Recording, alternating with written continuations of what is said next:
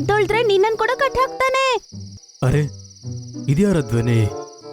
ಅರೆ ನಾನ್ ಕೇವಲ ನಿನ್ಗಿದನ್ ಹೇಳಕ್ ಬಂದಿದ್ದೀನಿ. ನಿಮ್ಮಿಬ್ಬರನ್ನು 20 ಅಣ್ಣ ತಮ್ಮಂದ್ರು ತುಂಬಾ ನೆನಪಿಸ್ಕೊಳ್ತಾ ಇದ್ದಾರೆ.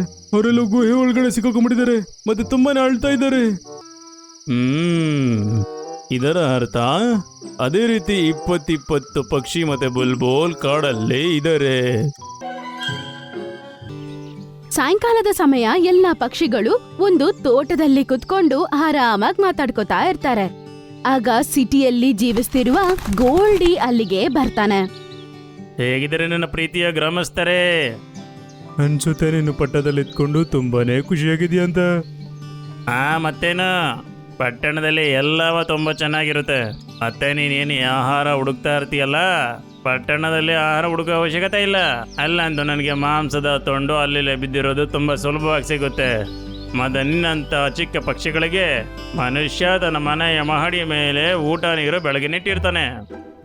ಇಲ್ಲ, ನೀನ್ ಹೇಳ್ತಿರೋದು ತಪ್ಪು ಗೋಲ್ಡಿ. ಕಷ್ಟಪಟ್ಟು ಆಹಾರ ತಿನ್ನೋದೇ ನಮ್ಮ ಜೀವನ ಶೈಲಿ. ಈ ರೀತಿಯಾಗಿ ಸೋಂಬೇರಿಯಾಗಿ ಇರಬಾರ್ದು. ಸಿಟಿಗಳಲ್ಲಿ ನೀನ್ ಹೇಳ್ದಂಗೇನು ಶಾಂತಿಯಾಗಿ ಇರೋದಿಲ್ಲ. ಅರೆ ಸರಿಯಾದ ಟೈಮ್ಗೆ ಊಟನೇ ಸಿಗ್ತಾ ಇಲ್ಲ ನಿನಗೆ, ಮತ್ತೆ ಗಿಳಿಗೇನು ಉಪ್ಪಿನಕಾಯಿ ಹಾಕ್ತೀಯಾ? ಅದಕ್ಕೆ ಎಲ್ಲರೂ ಸೈಲೆಂಟ್ ಆಗಿರ್ತಾರೆ. ಮತ್ತೆ ಗೋಲ್ಡಿ ಹೇಳ್ತಾನೆ, ಬನ್ನಿ ಈಗ ನಾನು ಹೋಗ್ತೀನಿ. ಮತ್ತೆ ನಿಮ್ಮಲ್ಲಿ ನನ್ನ ಜೊತೆ ಯಾರಾದ್ರೂ ಬರಬೇಕು ಅಂದ್ರೆ ಈಗಲೇ ಹೇಳ್ಬಿಡಿ. ಆಗ ಬುಲ್ಬುಲ್ ಅಂತಾಳೆ, ಗೋಲ್ಡಿ ಅಂಕಲ್, ನಾನು ಮತ್ತೆ ಟೀನು ಪಕ್ಷಿ ಕೂಡ ನಿಮ್ ಜೊತೆ ಬರ್ತೀವಿ. ಹಂಗಂತ ಹೇಳಿದ ತಕ್ಷಣ ಗೋಲ್ಡಿ ಸಂತೋಷ ಪಡ್ತಾನೆ. ರಿಂಕು ಪಕ್ಷಿ, ಮಿನ್ಕಿ, ಬುಲ್ಬುಲ್, ಏನ್ ನೀವಿಬ್ರು ನಿಮ್ಮ ಮಕ್ಕಳನ್ನ ನನ್ನ ಜೊತೆ ಕಳಿಸ್ತಾ ಇದ್ದೀರಾ?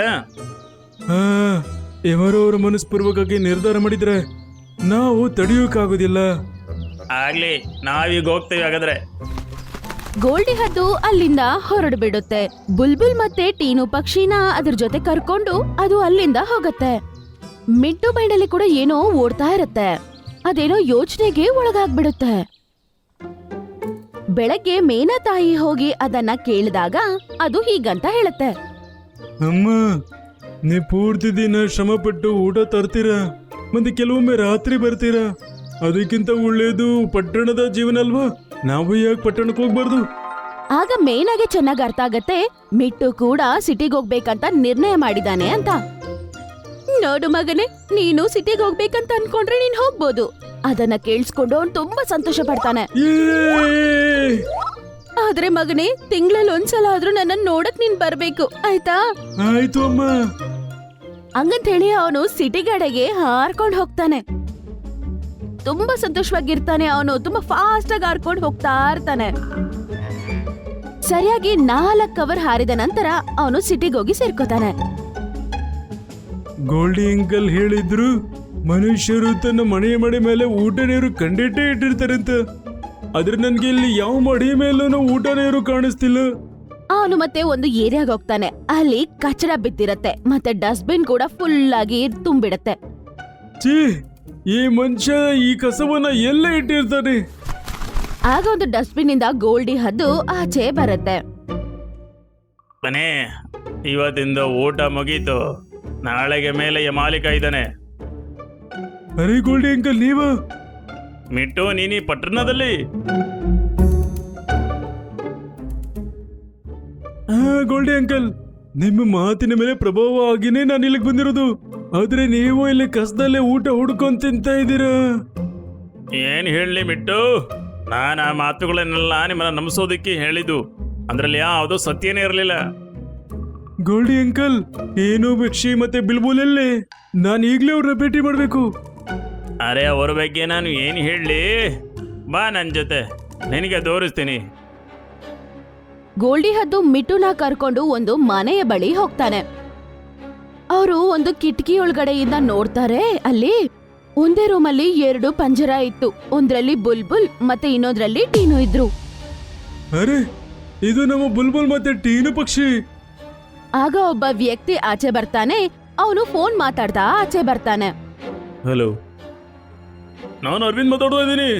ನೀನು 2 ಪಕ್ಷಿದ ಫೋಟೋ ಕಳಿಸಿದಲ್ಲ, ಅದೇ ರೀತಿ ನನಗೆ 20 ಪಕ್ಷಿಗಳು ಬೇಕು.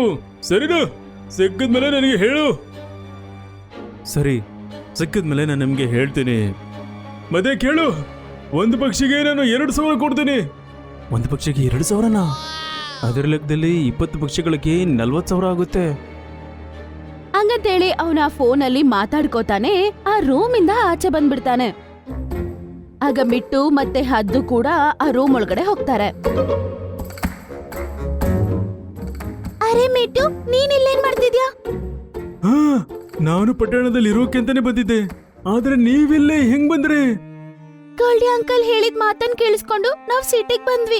ಈ ಮನೆ ಮಾಡಿ ಮೇಲೆ ನಮ್ಗೆ ಆಹಾರ ಮತ್ತು ನೀರಿಟ್ಟಿದ್ರು. ಅದನ್ನ ನೋಡಿ ನಮ್ಗೆ ತುಂಬಾ ಸಂತೋಷ ಆಯ್ತು. ಮತ್ತೆ ನಾವ್ ಹೋಗಿ ಅದನ್ನ ತಿಂತಿದ್ದಾಗ ನಮ್ ಮೇಲೆ ಬಂದು ಒಂದು ಬಲೆ ಬಿತ್ತು. ಮತ್ತೆ ಅದ್ರಲ್ಲೇ ನಾವು ರಾತ್ರಿ ಎಲ್ಲ ಸಿಕ್ಕಾಕೊಂಡ್ವಿ. ಮತ್ತೆ ಮಾರನೇ ದಿನ ಬೆಳಗ್ಗೆ ಈ ವ್ಯಕ್ತಿ ಮೇಲೆ ಬಂದು ನಮ್ಮನ್ನ ಎತ್ಕೊಂಡ್ ಬಂದು ಈ ಪಂಜರದಲ್ಲಿ ಕಟ್ ಹಾಕ್ಬಿಟ್ಟ. ನಾನು ತುಂಬಾ ಹೊತ್ತಿಂದ 2 ಪಕ್ಷಿಗಳನ್ನ ಬಿಡಿಸೋದಕ್ಕಂತ ಇದ್ದೀನಿ, ಆದ್ರೆ ಇದಪ್ಪ ಬೇಗ ತೆಗಿಯೋದೇ ಇಲ್ಲ. ಈ ಪಟ್ಟಣ ನಮ್ಮ ಕಾಡಿಗಿಂತ ಸ್ವಲ್ಪನೂ ಚೆನ್ನಾಗಿಲ್ಲ. ಅಮ್ಮ ನಿಜನೇ ಹೇಳ್ತಿದ್ರು, ಶ್ರಮಪಟ್ಟು ತಿನ್ನುವಂತ ಅಭ್ಯಾಸ ಇದ್ರೆ ಆಗ ನಮ್ಗೆ ಯಾವ್ದಾರ ಭಯನೇ ಇರೋಲ್ಲ. ಈ ಮನುಷ್ಯ ನಮ್ಗೇನು ಊಟ ಕೊಡ್ತಾನೆ? ಸರಿಯಾಗಿ ಹೇಳಿದ್ರಿ. ಮಿಟ್ಟು ಪಂಜರದಲ್ಲಿ ಹಾಕಿರುವ ಬೀಗ ನೋಡ್ತಾನೆ. ಅದನ್ನ ನೋಡಿದ ತಕ್ಷಣ ಏನೋ ಯೋಚನೆ ಮಾಡ್ತಾನೆ, ಮತ್ತೆ ಅವನು ನಗ್ತಾನೆ. ರಾತ್ರಿಯ ಸಮಯದಲ್ಲಿ ಮಿಟ್ಟು ಅವನು ಅದೇ ರೂಮಲ್ಲಿ ನಿದ್ದೆ ಮಾಡ್ತಿರ್ತಾನೆ. ಆಗ ಮಿಟ್ಟು ಒಳಗಡೆ ಬರ್ತಾನೆ. ಅರೆ ಮಿಟ್ಟು, ನೀನ್ ಯಾಕೆ ಬಂದೆ? ಅವನು ಕೂಡ ಇಲ್ಲೇ ನಿದ್ದೆ ಮಾಡ್ತಿದ್ದಾನೆ. ಅವನ್ ಎದ್ದೊಳ್ದ್ರೆ ನಿನ್ನನ್ ಕೂಡ ಕಟ್ ಹಾಕ್ತಾನೆ. ಹಂಗಂತ ಹೇಳಿದ ತಕ್ಷಣ ಅವನು ಎದ್ದೊಳ್ತಾನೆ. ಅರೆ, ಇದ್ಯಾರ ಧ್ವನಿ? ಆಗ ನೋಡ್ತಾನೆ ಮಿಟ್ಟು ಆ ಪಕ್ಷಿಗಳ ಹತ್ರ ಮಾತಾಡ್ತಾ ಇರುತ್ತೆ. ಮಿಟ್ಟು, ನೀನ್ ಇಲ್ಲಿಂದ ಹೋಗ್ಬೇಡ. ಅರೆ, ನಾನ್ ಕೇವಲ ನಿನ್ಗಿದನ್ ಹೇಳಕ್ ಬಂದಿದ್ದೀನಿ. ನಿಮ್ಮಿಬ್ಬರನ್ನು 20 ಅಣ್ಣ ತಮ್ಮಂದ್ರು ತುಂಬಾ ನೆನಪಿಸ್ಕೊಳ್ತಾ ಇದ್ದಾರೆ. ಅವರೆಲ್ಲ ಗುಹೆ ಒಳಗಡೆ ಸಿಕ್ಕಾಕೊಂಡ್ಬಿಟ್ಟಿದ್ದಾರೆ, ಮತ್ತೆ ತುಂಬಾನೇ ಅಳ್ತಾ ಇದ್ದಾರೆ. ಇನ್ಮೇಲೆ ಯಾವಾಗ್ಲೂ ಶಾಶ್ವತವಾಗಿ ಅವನ್ನ ನೋಡಕ್ ನಮ್ ಕೈಲಿ ಬರಕ್ ಆಗಲ್ಲ ಅಂತ ಹೇಳು. ಇದರ ಅರ್ಥ ಅದೇ ರೀತಿ 20 ಪಕ್ಷಿ ಮತ್ತೆ ಬುಲ್ಬುಲ್ ಕಾಡಲ್ಲೇ ಇದಾರೆ. ಅವನೇನೋ ಯೋಚನೆ ಮಾಡ್ತಾನೆ. ಆಮೇಲೆ ಅವನ್ ಮುಖದ ಮೇಲೆ ಒಂದು ರಹಸ್ಯಮಹಿ ನಗು ತುಂಬತ್ತೆ. ಬೆಳಗ್ಗೆನೆ ಅವನು ಟೀನು ಪಕ್ಷಿ ಮತ್ತೆ ಬುಲ್ಬುಲ್ಲಿನ ಪಂಜರವನ್ನು ಎತ್ಕೋತಾನೆ, ಸೀಟಲ್ಲಿ ಕುತ್ಕೋತಾನೆ, ಮತ್ತೆ ಕಾಡಿನ ಕಡೆಗೆ ಹೋಗ್ತಾನೆ. ಮಿಟ್ಟು ಮತ್ತೆ ಹದ್ದು ಕೂಡ ಅವ್ರ ಹಿಂದ್ಗಡೆನೆ ಹಾರ್ಕೊಂಡು ಹೋಗ್ತಾ ಇರ್ತಾರೆ. ಸರಿಯಾಗಿ 2 ಅವರ್ ಆದ ನಂತರ ಅವರು ಕಾಡಿಗೆ ಹೋಗಿ ರೀಚ್ ಆಗ್ತಾರೆ. ಆಮೇಲೆ ಯೋಚನೆ ಮಾಡ್ತಾರೆ, ಈಗ ನಾನು ಅವ್ರನ್ನ ಸ್ವತಂತ್ರ ಮಾಡ್ಬಿಡ್ತೀನಿ. ಇವರಿಬ್ಬರು ಸ್ವತಂತ್ರ ಆಗ್ತಾನೆ ಅವ್ರ ಅಣ್ಣ ತಮ್ಮಂದ್ರನ್ನ ಭೇಟಿಯಾಗೋಕೆ ಅದೇ ಗುಹಿಗೆ ಹೋಗ್ತಾರೆ. ಯಾವುದ್ರ ಬಗ್ಗೆ ಮೀಟು ಮಾತಾಡ್ತಾ ಇತ್ತು. ಆಮೇಲೆ ನಾನಾಗು ಹೇಳ್ಕೊಂಡು ಹೋಗ್ಬಿಟ್ಟು ಅವ್ರೆಲ್ಲಾರನ್ನೂ ಹಿಡ್ಕೊಂಡ್ಬಿಡ್ತೀನಿ. ಹಂಗಂತ ಯೋಚನೆ ಮಾಡಿ ಆ ವ್ಯಕ್ತಿ ಅವ್ರಿಬ್ಬರನ್ನ ಅಲ್ಲಿಂದಾನೆ ಬಿಡುಗಡೆ ಮಾಡ್ಬಿಡ್ತಾನೆ. ಅವರಿಬ್ರು ಸಂತೋಷದಿಂದ ಪಂಜರದಿಂದ ಆಚೆ ಬರ್ತಾರೆ, ಮತ್ತೆ ಅಲ್ಲಿಂದ ಹೋಗ್ಬಿಡ್ತಾರೆ. ಆ ವ್ಯಕ್ತಿ ತುಂಬಾ ಸಂತೋಷವಾಗಿ ಜೀಪಲ್ಲಿ ಕುತ್ಕೊಂಡು ಅವ್ರ ಹಿಂದ್ಗಡೆನೆ ಹೋಗ್ತಾನೆ. ಅವರಿಬ್ರು ಒಂದು ಗುಹೆ ಒಳಗಡೆ ಹೋಗ್ತಾರೆ. ಅವನು ಕೂಡ ಅವರಿಬ್ಬರ ಹಿಂದ್ಗಡೆನೆ ಆ ಗುಹೆ ಒಳಗಡೆ ಹೋಗ್ತಾನೆ. ಅಲ್ಲಿ ಅವನ್ ಮುಂದೆ ಶೇರ್ ಖಾನ್ ನಿಂತಿರ್ತಾನೆ, ಮತ್ತೆ ಬೇರೆ ಪಕ್ಷಿಗಳು ಕೂಡ ಅಲ್ಲಿ ನಿಂತಿರ್ತವೆ. ಅಯ್ಯೋ ದೇವ್ರೆ, ಸಿಂಹನ! ಹದ್ದು ಮತ್ತೆ ಮಿಟ್ಟು ಕೂಡ ಅಲ್ಲಿಗೆ ಬಂದ್ಬಿಡ್ತಾರೆ. ಇದೆಲ್ಲವೂ ನಿನ್ನ ಸಿಕ್ಕಾಗಿಸೋದಕ್ಕೆ ನಮ್ಮ ಆಟ ಆಗಿತ್ತು. ಬುಲ್ಬುಲ್ ಮತ್ತೆ ಟೀನುಗೆ ಯಾವ್ದು 20 ಅಣ್ಣ ತಮ್ಮಂದ್ರಿಲ್ಲ. ನಮಗ್ ಬೇಕಿದ್ದು ನೀನೇ ಇವರಿಬ್ಬರನ್ನು ಸ್ವತಂತ್ರ ಮಾಡ್ಬೇಕು ಅಂತ. ಹಾಗಾಗಿ ನಾನು ಇರೋ ಹತ್ರ ಸೇರಿ ಈ ಯೋಜನೆ ಮುಂಚೆನೆ ಮಾಡಿದೆ. ಮತ್ತೆ ಅವತ್ ರಾತ್ರಿ ನಿನ್ನ ಮುಂದೆ ನಾವ್ ಏನೇ ಮಾತಾಡಿದ್ವಲ್ಲ, ಅದು ಬೇಕು ಅಂತ ನಿನ್ನ ಕೇಳಿಸ್ಲಿ ಅಂತಾನೆ. ಹಾಗಾಗಿ ನೀನೇನೋ ಇನ್ನು ಮನೇಲಿ ಬಿಡೋಕ್ ಬಂದಿದ್ದಂಗಾಯ್ತು. ಅಯ್ಯೋ ದೇವ್ರೇ, ನೀನಂತ ಪಕ್ಷಿಗೆ ಇಷ್ಟೊಂದು ತಲೆನಾ? ಟೀನು ಮತ್ತೆ ಬುಲ್ಬುಲ್ ಅವರವರ ತಂದೆ ತಾಯಿನ ಮೀಟ್ ಮಾಡಿ ತುಂಬಾನೇ ಸಂತೋಷ ಪಡ್ತಾರೆ. ಅಮ್ಮ, ನನ್ನ ಕ್ಷಮಿಸ್ಬಿಡಮ್ಮ. ಈಗ ನಾನು ನಿಮ್ಮನ್ನ ಬಿಟ್ಟು ಎಲ್ಲೂ ಹೋಗೋದಿಲ್ಲ. ನಾನು ಯಾವಾಗ್ಲೂ ಇದೇ ಕಡೆಯಲ್ಲೇ ನಿಮ್ಮ ಜೊತೆ ಇರ್ತೀನಿ. ಯಾಕಂದ್ರೆ ಪಟ್ಟಣಕ್ಕಿಂತ ತುಂಬಾ ಚೆನ್ನಾಗಿದೆ ನಮ್ಮ ಕಾಡು. ಹೇಗ ನೀನು ಹೋಗ್ತೀಯೋ ಇಲ್ವೋ? ಕಬಡ್ಡಿ ಹಂಗಂತ ಹೇಳ್ತಾನೆ ಅವನು ಗಾಡಿನ ತಿರುಗಿಸ್ಕೊಂಡು ಅಲ್ಲಿಂದ ಬೇಗ ಅಲ್ಲಿಂದ ಹೊರಡ್ಬಿಡ್ತಾನೆ.